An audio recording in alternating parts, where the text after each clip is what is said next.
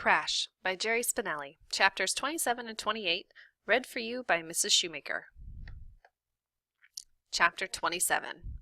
November 20th. I did it. Our last game of the season was yesterday against Bayboro.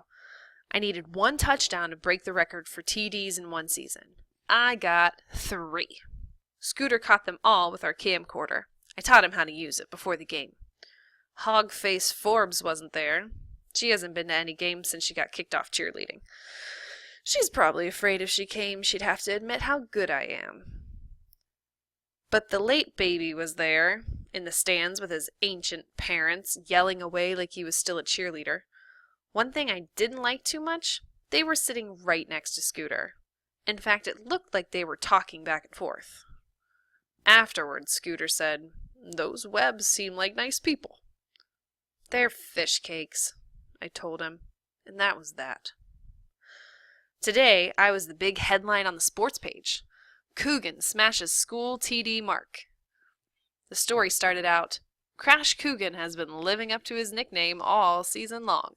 Yesterday was no exception. The kid they call Crash raced, weaved, and mostly bullied his way for 3 touchdowns at Springfield Middle School as they thumped Bayboro 26-7. Coogan's third score, a 47-yard beauty, gave him 23 touchdowns for the year, breaking the old single-season mark of 20 set in 1985.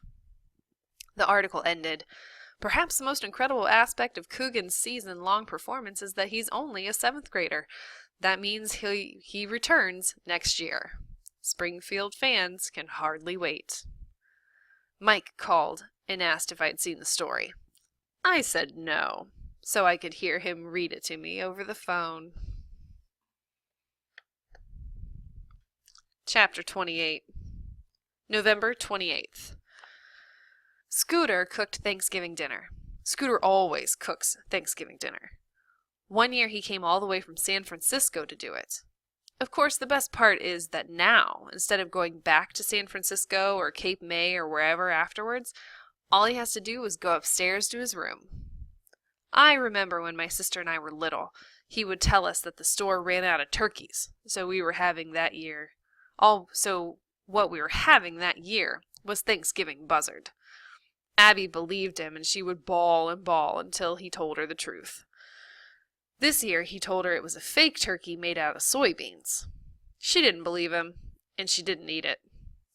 Tell you the truth, Scooter made so many good things you could throw out the turkeys and not even miss it. Candied sweet potatoes, creamed onions, cranberry nut salad, corn pudding, gravy, cheese bread, and not 1 but 2 kinds of stuffing. One is the regular kind that goes into the bird, the other is oyster stuffing. It's about the best thing there ever was. Abby and I are the only ones who eat it. We each gobble up what's on our plates and go for seconds and thirds till it's gone. Only then do we start on the rest of the food. But this year I figured would be different. When I saw the great crusader and vegetarian digging in, I said, "You're eating meat." She stared at her plate. "Oysters aren't meat." They're not vegetables," I said. "They're not fruit." Her fork hand flopped to the table. There was a real pain in her expression. She was staring at the biggest sacrifice of all. Then she suddenly brightened up. "Ha!" she went, and she stabbed a forkful of oyster stuffing. "Oysters don't have faces." We usually have relatives over for the day. This year it was Uncle Herm, Aunt Sandy, and Bridget. As soon as they came in, Uncle Herm was all over Abby and me. "Hey, there they are!" He started clapping. Bridget looks around for a hole to crawl in. "Mr. Touchdown and Miss Mall." He lays a fingertip on each of us. "Am I allowed to touch you?" "You'll just get bad luck touching me," said Abby. By that she meant the mall was going ahead. Bulldozers went in the next day, and now the place looks like a farmer's field ready for planting. Uncle Herm patted her head. "Hey, no big deal. Who cares anyway? The point is you were on television. You'll probably be getting calls from the talk shows any day now." I guess nobody was surprised during dinner when he brought up a certain Christmas years ago.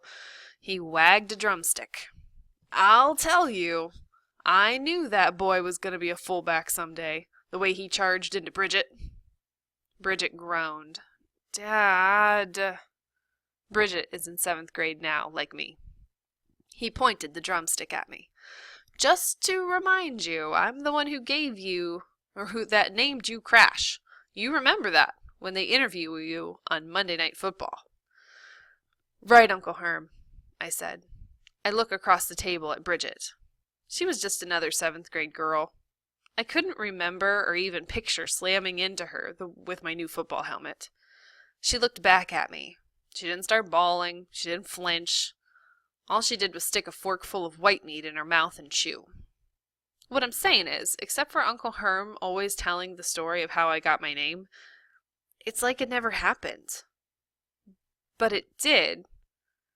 And then, in a way, it did again.